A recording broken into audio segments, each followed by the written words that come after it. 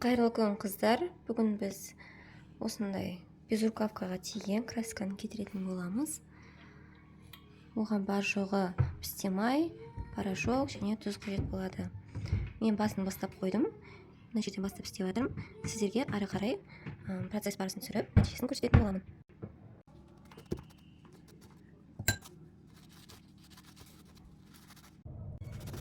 Краска киімге тигеннен кейін бірнеше рет жуып қойдым. Бәрібір кеткен жоқ, кішкене ғана кетірді. Одан кейін осы әдісті қолданып көріп жатырмын.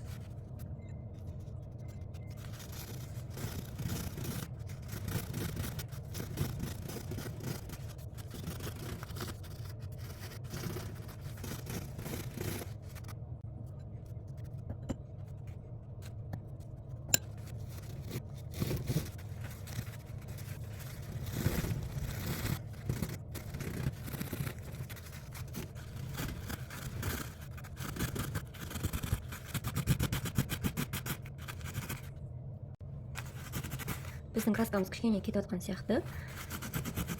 Жуылғаннан кейін майы қалып кете ме, қалып кетпей ме, оны жуылғаннан кейін көре жатармыз.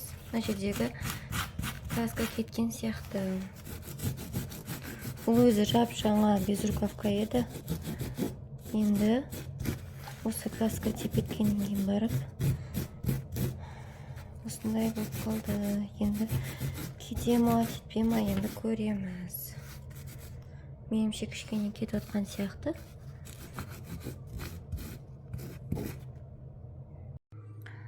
Міне мен мына жерде бәрін жуып алдым.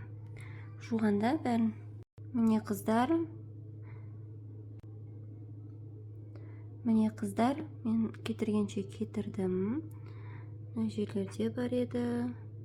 Енді қалтасында бар еді. Міне кішкене қалып кеткен. Олар кетпеді. Енді бұны сабымен тазалап жуып, одан кейін стиральный машинаға 1,5 сағатқа салып шығамын.